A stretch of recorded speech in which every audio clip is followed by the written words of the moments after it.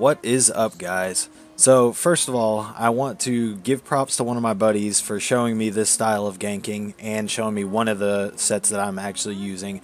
And two, I'm a little bit, let's just say I've been drinking a little bit, so if I'm a little bit, everywhere in this video, that's kind of why. But let's go ahead and jump right into it. This is Morte Et Dabo, my new ganking build, and it is sick. It does insane damage, and it's actually going to do a lot more damage when I'm actually finished with it, but I'll get into that when we go into the gear as well. Now, those of you that don't know what Morte Et Dabo means, it means the gift of death, or death I will bring. So, alright, so for the helmet and shoulder, I am just using straight weapon damage, Murkmire Veladrith. You can use any kind of weapon damage monster sets that you want to. You can also switch this out for Balorgs. The only reason I'm not using Balorgs right now is because I don't have the transmute crystals to actually change the traits on them, and I don't want to use these traits. So I might test this build out with Balorgs because I feel like it could hit probably double as hard, well, almost exactly double as hard on one of the abilities, but we'll get into that another time. I am running an impen on this Veladrith mask because I have my Divine's Veladrith mask on another character. So I'm just using impen on this one, which is fine. Medium, using heavy Molekinas. This is the only heavy piece that I'm using. So it is 6 medium, 1 heavy. I'm running Divines on it. And the reason I'm running Divines is because this is my second set. Twiceborn Star. Now, a lot of you are thinking, that's not a ganking set, that's a PvE set. It's not a PvE set, it's a ganking set. And I'll prove it to you in the gameplay video, because this set is actually pretty nutty when it comes to ganking, and I never really realized it. Now, running Divines on all, of course, you have to run Divines on these in order to make the set work properly. Another reason I'm running this is because it gives you the extra max stats for all of your stats, and you're going to need that. You're actually probably going to need even more than this, so if you want to, you could run tri-stat glyphs on the big pieces, and that might help out your magicka sustain a little bit more.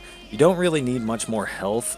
When you go into PvP, it goes up by about 5k, so that's not too big of a deal. And let's go ahead and go on to the next set that I'm using, because y'all probably haven't even seen this before. Swamp Raider. Yes, Swamp Raider is a nutty set, and it is probably the set that makes this build work the way that it does. And it's disgusting. I love this set at this point. Now, the one thing I am going to say is you're going to want to change your jewelry pieces to be infused. That way you get that much more damage in this build, because we still do struggle with taking out, I wouldn't say tanky targets. Tanky targets aren't really the problem, but Templars are a big problem because of their healing. So you want to have that much more burst damage. It's not, I guess it's not even the healing really. It's just their resistances. So I guess, yeah, it is a little bit the penetration, but adding more damage will definitely help. So once I show you the tooltips, they're going to go up by quite a bit more once I get these infused. I just got to get the transmute crystals. I just don't have enough to actually do it right now. But I'm going to in the future, and don't worry guys, this build hits hella hard even without the transmute crystals, and you'll see that in the gameplay footage at the end. Now, we're running a greatsword. Honestly, this is your back bar. I have it on my front bar because I'm dumb. But this is actually your back bar, and it really doesn't matter what you use as your two-hander as long as you're using a two-hander. It can be a greatsword or axe, whatever, it doesn't matter. The enchant also does not matter, and the trait does not matter. Actually, I might get a powered one just so that I have more healing with my rally, just because the trait doesn't matter whatsoever. Now, Swamp Raider, bow. This needs to be gold. You need as much damage coming out of this as possible. I chose to go for sharpened for the extra physical penetration, because I want a lot of penetration on this build. So I ended up going with that. I use poison damage glyph, which I actually might change for infuse, or not infused, for disease rather. Disease just procs a little bit differently, and I don't really need the damage out over time because of how the burst works, so I'd rather just have more burst. The reason I'm running poison right now is because I was coming up against a lot of werewolves, and I wanted as much poison as possible to take care of the werewolves. So that's the only reason I'm using that, but I'm probably going to change it to disease instead, which I would actually recommend for you guys. So Swamp Raider, if you haven't read the set just now, gives you weapon crit, weapon damage, max stam, and adds 386 weapon damage to your poison and disease damage abilities. So you can guess what kind of abilities we're going to be using on this gank build. Disease and poison. And I'll tell you what, werewolves do not survive against this build whatsoever. As long as you can keep them away from you, or you can sneak up on them, they're not gonna survive. I think my food just ran out. Let me go ahead and pop that so I can show you guys my max stats. I'll go ahead and show you the food and potions while I'm at it. Using Dubious Cameron Throne. You can use Tri-Stat as well to buff up your stats a little bit more, because you're not going to be wanting to use a whole lot of your resources. You're going to want them to just go in and out. So if you want to use Tri-Stat to get the extra max magicka, that might be a good option as well. I'm using Tri-Stat potions to get all of my resources back up. Now, a thing that you need to run as well is you need to have stamina pots, just the trash ones. And I'll kind of go into why you need to have a bunch of trash potions on you here in a little bit once we get into the skills. Now, another set that you could run with this, and it works pretty well because I've done it both ways, is you can run, where is it, Spriggans. You can run Spriggans if you find that you need more physical penetration. But I find that with Twiceborn, running the Munduses that I have a pretty decent amount. So that doesn't seem to be a big issue, and I actually forgot to pop my my food there. Alright, so we're going to buff up real quick just so you guys can see what the max stats are. Alright, so max stats on the bow bar while in stealth are coming up to 3,790. And they push a little bit higher when you actually go to gank someone, just because of the Swamp Raider. So they're looking at probably 4,000-ish right now, and it's going to push even higher than that once I get these jewelry infused. So around 4,000, we got 50% weapon critical, which is awesome. So you're going to be critting at least half of the time. We've got 1,500 stam recovery, which isn't the best, but it's not too bad. 33,000 stam. 15,000 health, and 10k magicka recovery, which is the only part of this build that I wish was a little bit better. I'd want to push this to around like 14k max magicka if possible. So I might throw on some triglyphs on a few of these pieces and see if I can push it up a little bit more.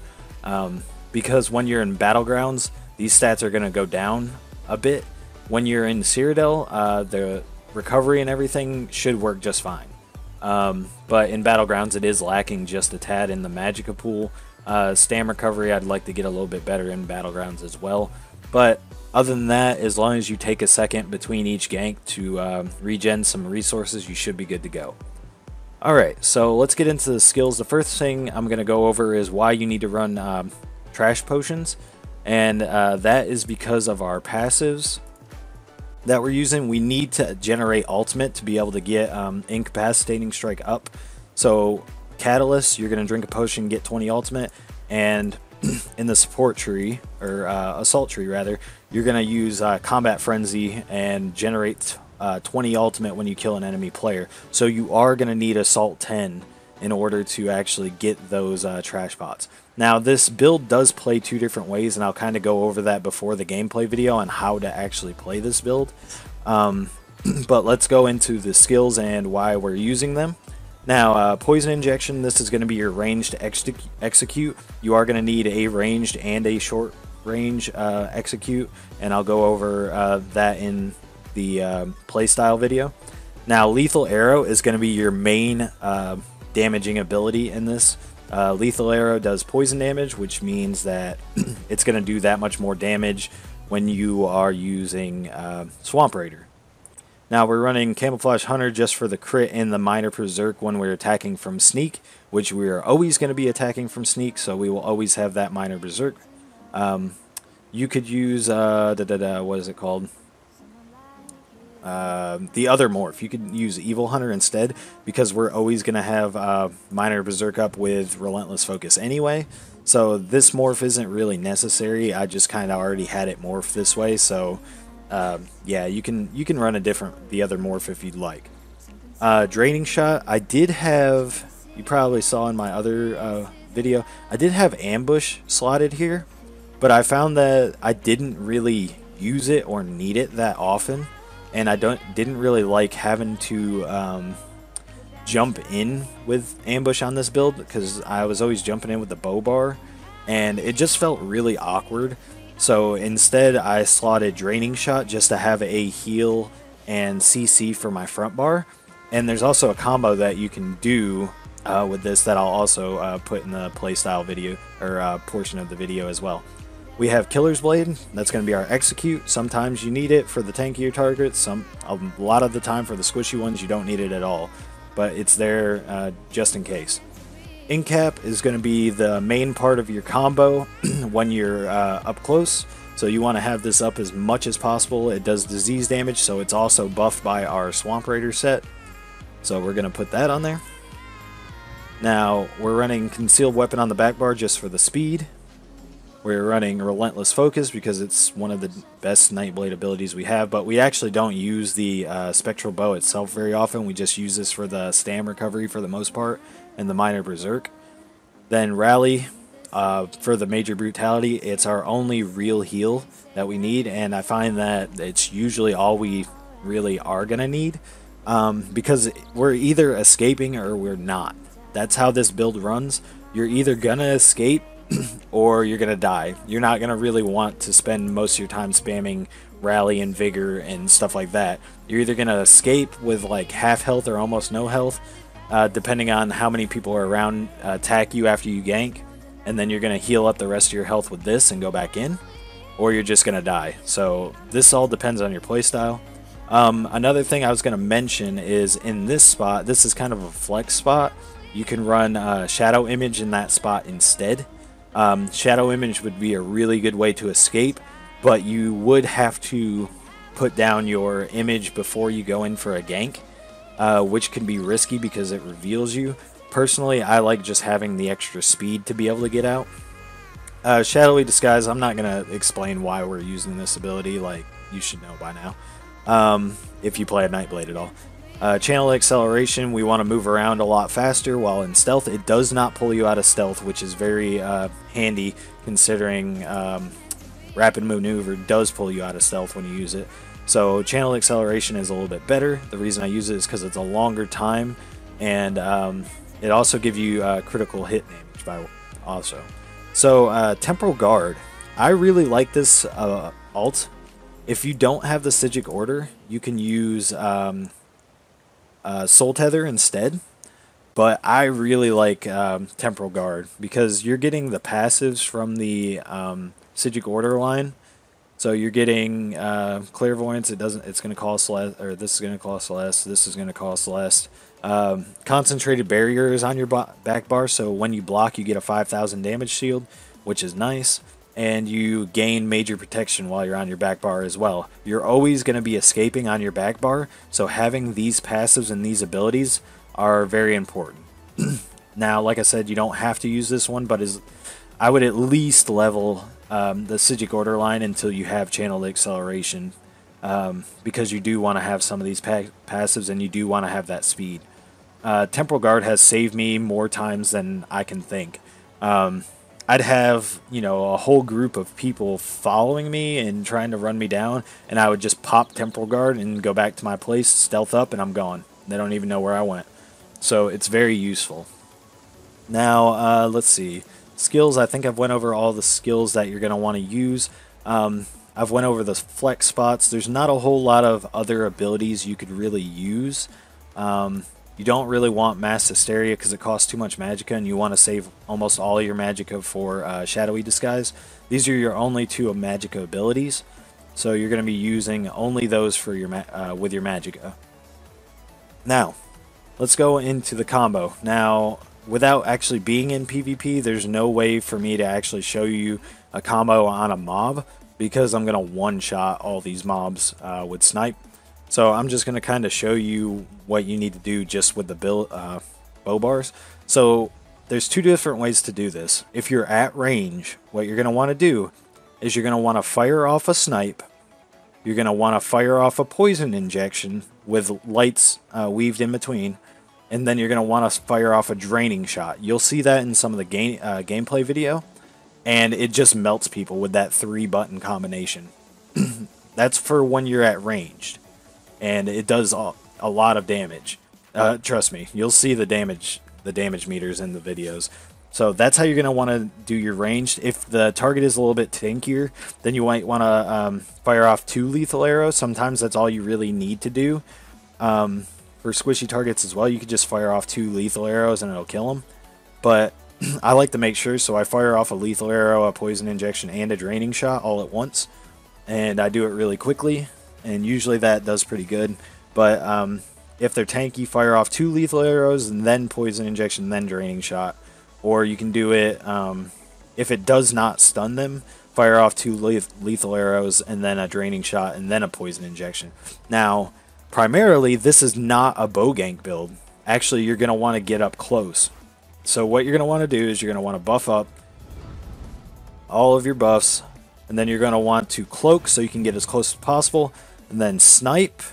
And before your snipe actually hits, you're going to hit your in-cap. And in-cap is actually going to hit them before snipe does, even when you're at up close. So you're going to want to spam that in-cap until it hits. So click snipe, you're going to see your guy channeling it, and then you're going to hit in-cap before snipe actually hits them. So that way you get the 20% extra damage against them when in-cap hits them. And it also gives them the major defile, which doesn't matter as much because they should just die anyway. Yeah, it does a lot of damage. So you're getting that 20% buff from this, and all of this is disease or poison damage, so you're getting the buff from Swamp Raider as well. There is a art to playing this game. Playing this build. So that's pretty much going to be your combo for this. Let's see, I don't know if I really set up the CP for Cyrodiil very well, but I put 10 in the Sprinter. I put a lot into Mooncalf and some into Arcanus because I want my Magicka to come back for my Cloak. I put some into Tumbling. And let's see, I put some into Shattering Blows just to kill like mages and stuff. I put a lot in the Mighty and some in the Thermitage. I think I had this set up for my dot build as well, but it does work okay to have Thermitage in it for this build as well. If you don't like that, you can put some into Piercing and Mighty instead and take that out. Resistant, I have about 50 into that for when I do go into Cyrodiil, which I might actually do for some of the footage in this video. I've got kind of, semi-even splits for these 3. So you can put them in however which way you want, depending on what you fight more. 15 into Quick Recovery. That's mostly for the damage over time build as well. And yeah, that's pretty much the CP for that. Let me think. I don't think I'm missing anything else. Yeah, other than that, I just want to get my rings and necklace infused so that I can buff the damage on this. I mean, the damage is still nothing to snuff at. It's over 4,000 if you count in Swamp Raider, so it still hits hella hard. But I have encountered like some tanky targets that aren't as easy to kill. If we want to get into our extended stat sheet, we actually have 6,577 physical damage, which is crazy because we're not using Spriggans. And we have, let's see, what was the other thing I was looking for? Oh yeah, the Munduses. Running the Lover and the Warrior. That should be kind of obvious at this point. You want more damage and you want more penetration. So that's how I run that. The other thing you can use, if you don't find that you have enough stamina, you can use the Serpent and get more stamina recovery. You have to be a stage 4 vampire for this build to work. No ifs, ands, or buts there. You have to. And yeah, I think that's pretty much it for this. If I missed anything, guys, just let me know in the comment section below. and I'll answer any questions you guys have about the video or about the build. And yeah, that's pretty much it for this build video. I hope you guys enjoy it. If you do like this build video, there's going to be another Nightblade one and some hybrid builds and some other class builds on the channel.